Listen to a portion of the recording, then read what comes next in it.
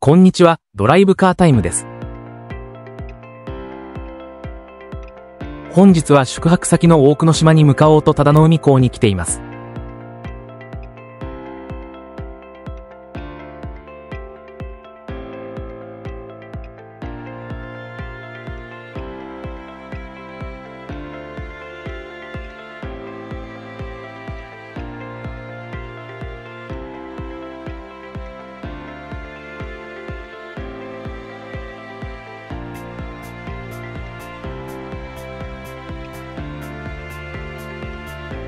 大久野島へは本日は忠野海港から休暇村客船に乗船して向かいます。忠野海港から大久野島へは大人往復720円で行くことが可能です。大久野島へのチケットはこちら、うさぎ島への玄関口内の発券機での購入が必要です。相方と2人分の往復チケットを購入しています。船の出発時間まで忠野海港待合所前のベンチで休むことができます。時刻表が貼ってありました。約1時間ごとに出港しているようです。うさぎの餌を販売しているみたいです。100円で結構入っているので野菜を持参していなければ購入しておくのがおすすめです。野菜は持参していますがうさぎの餌も購入しました。では、そろそろフェリーの乗船場に向かいましょう。大久野島を利用するためには約束事がありますのでしっかりと読んで勝手な行動は控えるようにしましょ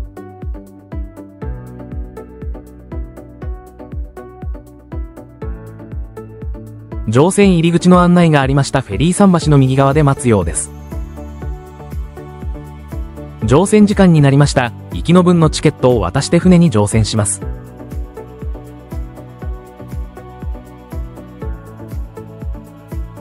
ピンク色の船。おしゃれな色で素敵ですね。お邪魔します。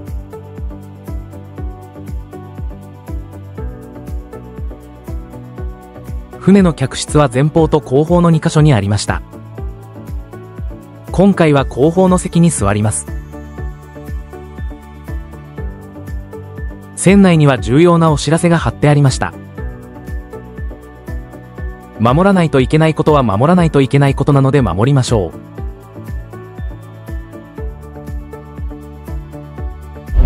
休暇村客船にご乗船いただき誠にありがとうございます。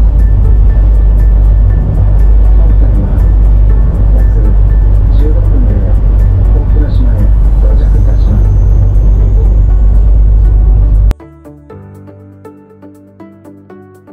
す。では船で航海しながら大久野島の説明をします。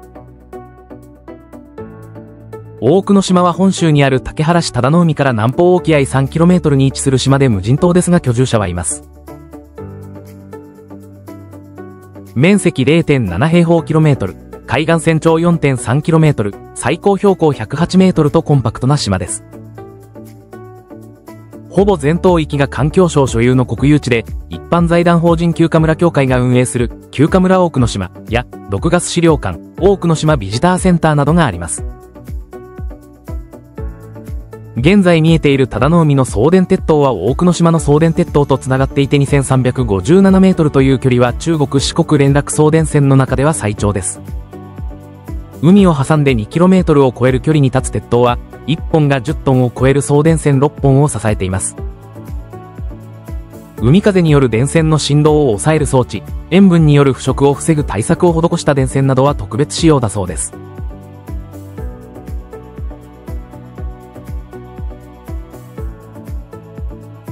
この忠野海からの送電線がつながっている大久野島の送電鉄塔がなんと高さ226メートルの日本一高い送電鉄塔です。大久野島を訪れた際はたくさんのウサギ以外にも見どころは多いのでぜひアクティブに島内を散策しましょう。15分の航海はあっという間に終了し大久野島桟橋に到着します。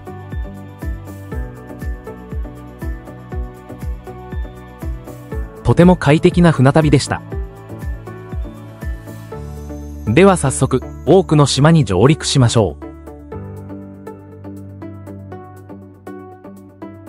大久野島第二桟橋の近くにはフェリー待合所と休暇村送迎バス乗り場があります。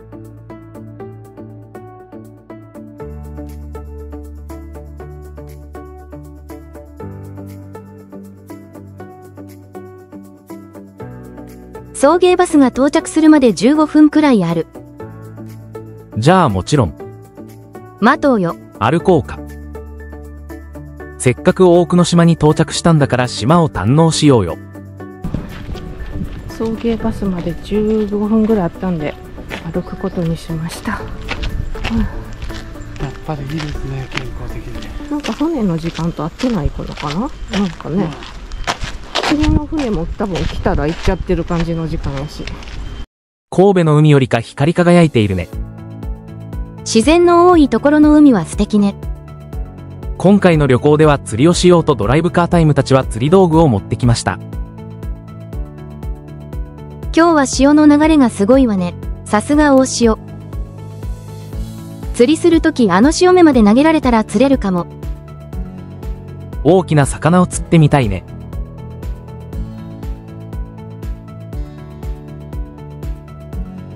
お、ここで第一村人と遭遇です。まだ持参した野菜はカットしていないので、ただの海で購入したウサギの餌を渡します。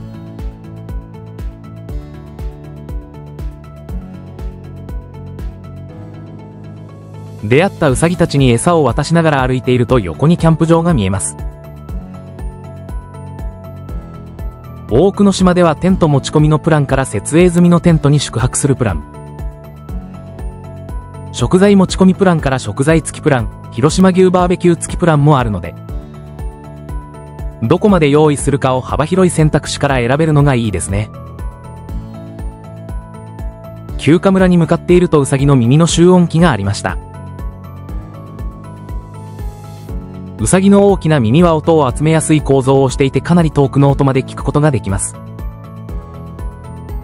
ウサギになりきって様々な音を聞いてみてはいかがでしょうか。ちょうど休暇村に到着した時に送迎バスが大久野島休暇村に到着しました。歩くとウサギと戯れながら15分ほどで到着したので、バスを利用するより歩くことをお勧めします。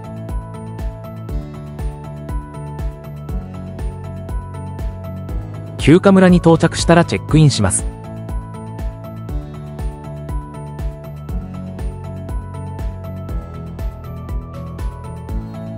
チェックインの前にスマートチェックインの用紙に夕食、朝食の希望の食事時間などを記入します。相方がチェックインをしている間にホテル内を見ていると、海と灯台プロジェクトのボードがありました。ウサギは繊細な生き物なので肩に乗せてはいけません。宿泊するお部屋は306号室でした。では早速見てみましょう。お邪魔します。今回予約したお部屋は8畳和室トイレ付き禁煙です。8畳のお部屋は2人で宿泊するには十分の広さですね。こちらの扉には何が入っているのかな。浴衣とタオル、貴重品入れの金庫がありました。襖を開けてみます。広縁があり、椅子とテーブル、小型の冷蔵庫がありました。カーテンを開けてみます。お、綺麗な。おお、オーシャンビューですな。すべてのお部屋がオーシャンビューなのはいいですね。部屋に戻ってテーブルを見てみます。冷水ポットには最初から氷水が入っていました。湯沸かしポットとお茶セットがありました。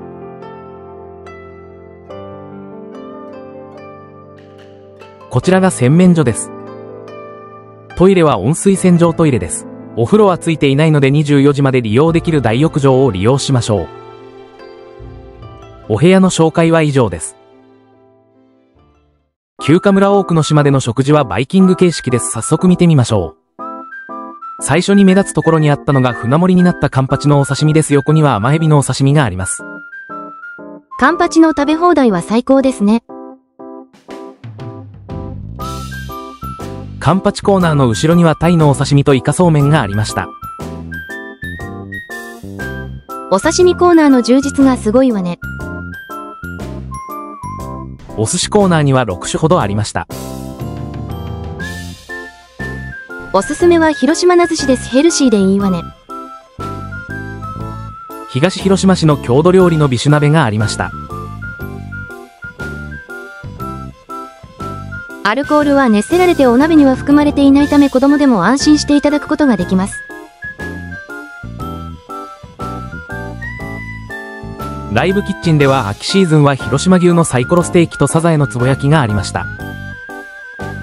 サイコロステーキは牛の種類や焼き方で美味しさが大きく変わるので、一度食べてみておかわりするか判断します。この他にもサンマのガーリック焼きやカツオのたたき、シーズンではありませんがカキフライもありました。ハーブ鶏や瀬戸内六穀豚を使った料理などがありました。この他にもたくさんの料理があって、1日の夕食だけでは全てを満喫するのは難しそうな品数でした。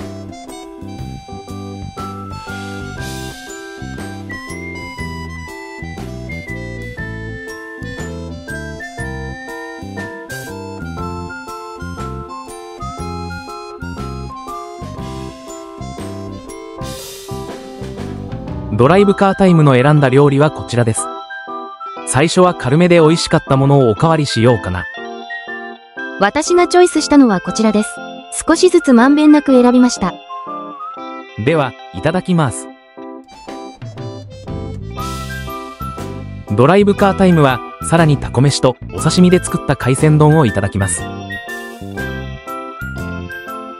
広島牛のサイコロステーキは結局3皿いただきました。大満足です。私はカンパチとタイのお刺身と茶碗蒸し、広島牛のサイコロステーキをおかわりしました。デザートはドライブカータイムは甘栗と大学芋、相方はフルーツからプリンまでたくさんいただきました。こうして休暇村多くの島での夕食は大満足でした。食事をいただいた後は少し休んでから釣りに行こうと思います。第一桟橋に来ました。こちらで多くの島での釣りをしてみようと思います。エイが近くまで泳いできたりしてましたが、なかなか釣れない時間が過ぎていきます。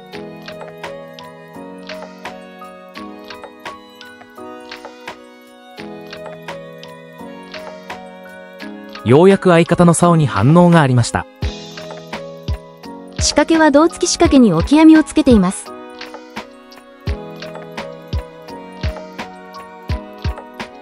はい、かわいいチャリコでした。チャリコでした。はい、一番下やね。10センチぐらいのサイズ。多くの島での初釣果は相方のチャリコでした。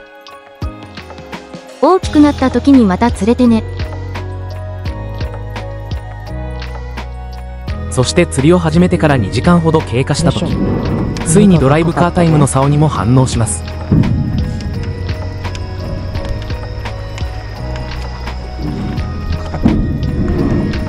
なんでしょう。お、ボラ？まだわからへん。お、平たいよ。タイちゃん。チーノかな。あ、すごいすごい。いける？浮かして。うん、そこ掴むわ。待ってまだもうちょっとまだ暴れとるからキスマス。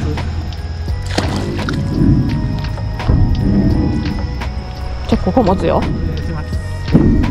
はい。おめでとうございます。すごい。これはチヌか。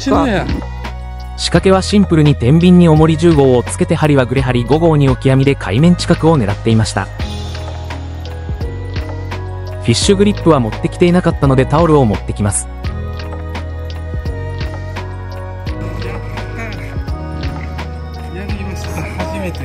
魚釣りました。大きいですね。すごいですね。じ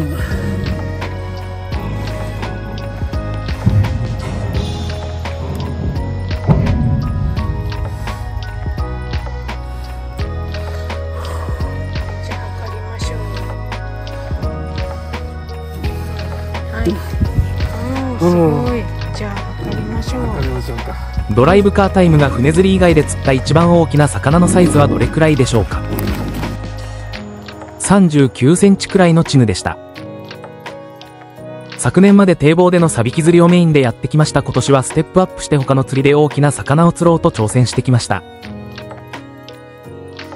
今回は大久野島から神戸までの帰る時間を考えてリリースすることにしました。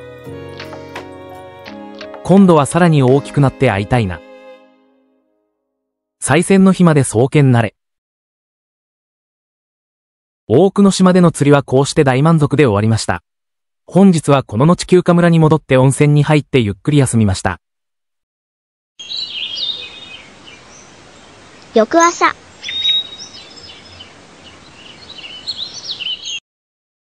朝の食事もバイキング形式です。ライブキッチンには広島風のお好み焼きがありました。こちらのお好み焼きは普通の広島風ではなくタコやレモンの皮が入った久野島焼きです。休暇村大久野島一番人気のメニューだそうです。ホテルの朝食といえばししゃもですね。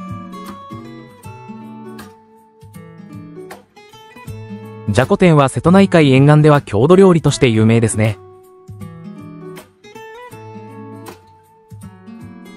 夕食バイキングと異なり朝食バイキングは野菜を中心としたメニューが多く、とてもヘルシーでした。せっかくなのでできるだけ多くのメニューを少しずついただこうと思います。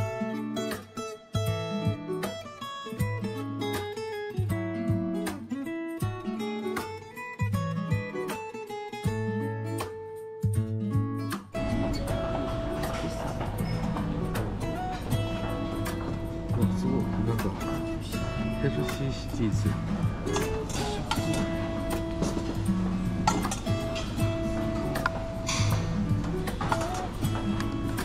お皿を追加しました。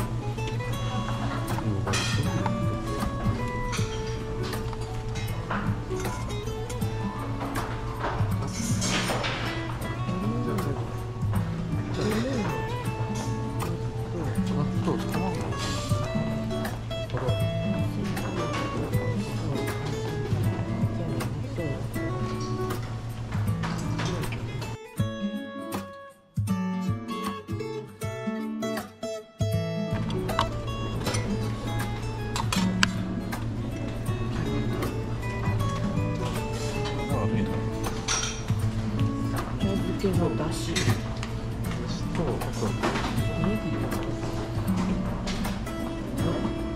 散らして生だれか。でどんやかな。おお、持ってきました。ドライブカータイムの朝食はこちらです。一つ一つは少ないけれど少し多かったかな。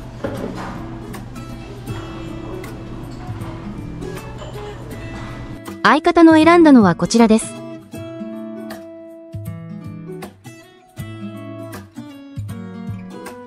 どれも美味しそうで選ぶときに迷いました。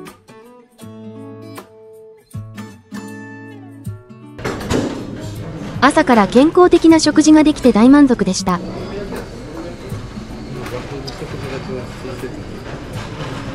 私が嬉しかったのは朝からアイスが食べることができたことでした。食事の後は休暇村の外に出て大久野島の散策をします。10時チェックアウトなので散策して遅れないよう事前にチェックアウトして荷物をフロントの横に預けました。朝の気温は24度、とても快適です。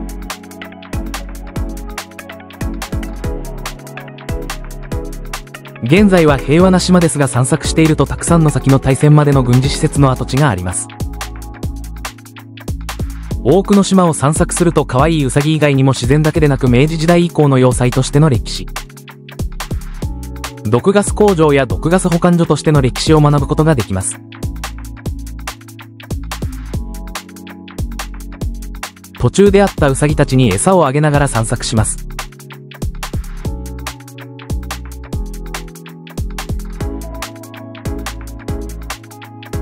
今回持参したのはキャベツと人参です。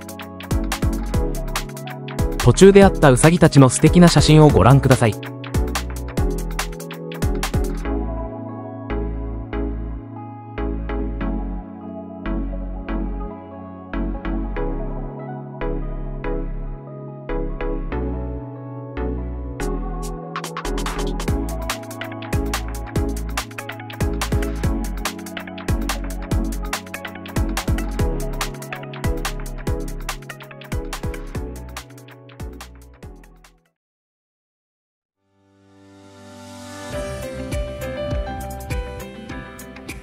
北部砲台跡まで到着しました。ここから山頂方向に山の中を散策します。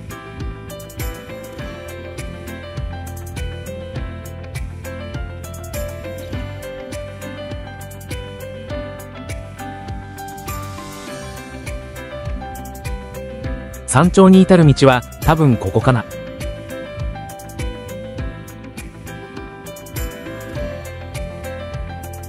斜面の角度がすごい。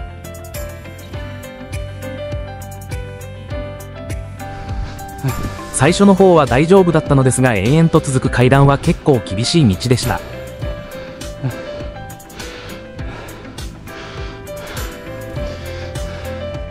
なんか踏み台昇降してるみたい。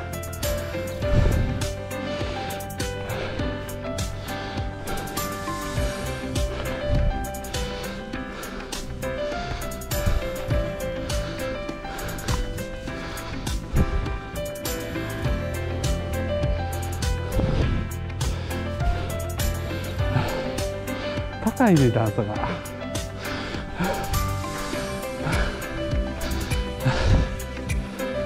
まだ軽いな。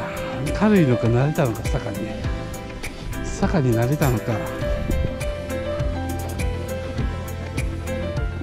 なんか全然これぐらいはな。大きな送電鉄塔が見えてきました。絶景です。こちらが日本一高い送電鉄塔、中国電力大三島支線ナンバー11です。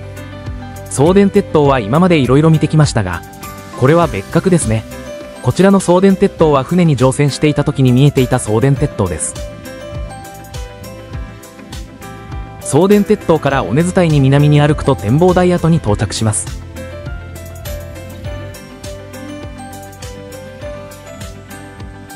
大久野島の山頂展望台跡から見る瀬戸内海の多島美も最高ですね。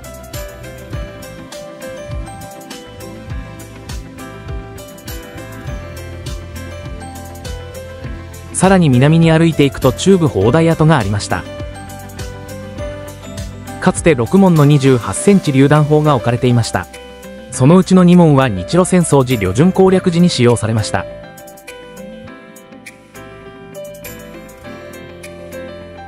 さらに南に進むと見えてきました大久野島山頂展望台、ひょっこり展望台です。ひょっこり展望台は大久野島のほぼ中心、島の最高峰標高100メートルにあるウッドデッキの展望台です。360度の景観が楽しめるそうなので行ってみましょう。ひょっこり展望台の一番上に到着しました。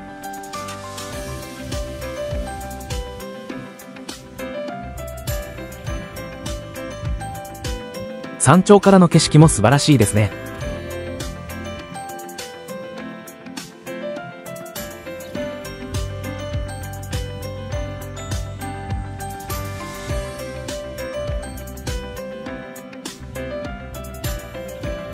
一番上には回転正座板がありました。この正座板を使えば多くの島の夜空を見ながら夏ならば、これがデネブ、アルタイル、ベガといって正座を指差し格好をつけられるかもしれませんね。だいたい夏の大三角は4月から11月くらいまで見えるそうですが、一番の見どころは8月から9月くらいらしいです。周囲の島の名前がわかる覗き穴や影でわかる時計もあるので、大久野島に行った際にはぜひ山頂の展望台まで行ってみましょう。今回歩いてきたルート以外にも舗装された道もあるので、サイクリングで山頂まで行くことも可能です。また休暇村大久野島ではサイクリストの方限定の宿泊プランもあるので、しまなみ海道を宿泊しながら横断するときに、大久野島まで本州尾道から4つ目の島大三島からフェリーで約15分の移動で行けるので、立ち寄ってみるのも楽しいと思います。この散歩で用意してきた野菜やウサギの餌は全てウサギに食べてもらいました。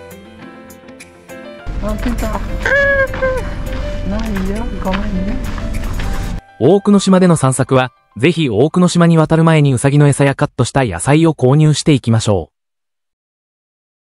休暇村大久野島に戻ってきました。昼食はウサンチュカフェで軽くいただきます。ドライブカータイムはタコ天カレー、中辛850円をいただきました。私はタコ天うどん700円にしました。そして食後にはウサギの花クソフトをいただきました。ウサギの花クが外がカリッとしていて美味しかったです。昼食を食べた後チェックアウトし、第二桟橋から忠野海港へ戻ります。帰りは少し波があり、酔いやすい方は後ろ側の席が良いと言われました。もし、船に酔いやすい人は後ろ側の席に座り、酔い止めの薬を用意することをお勧めします。ドライブカータイムたちは波しぶきに大喜びでした。大久野島から忠野海港へ15分の船旅が終了すると、1泊2日の今回の旅は終了です。大久野島は可愛いウサギたちと戯れるだけでなく、歴史を学んだり、釣りや自然いっぱいの散策、美しい瀬戸内海の景色を眺めたり、温泉に浸かったり、美味しい海の幸を堪能できる素晴らしいところでした。皆さんも瀬戸内海のうさぎ島、大久野島で自然あふれる非日常の体験をしてみてはいかがでしょうか。これからもドライブカータイムと相方は旅動画、ドライブ動画、食事動画、釣り動画などを週に1本アップしていく予定です。ぜひ次の動画の更新までにチャンネル登録&高評価をしていただけたらものすごくモチベーションが上がって大喜びいたします。ご視聴ありがとうございました。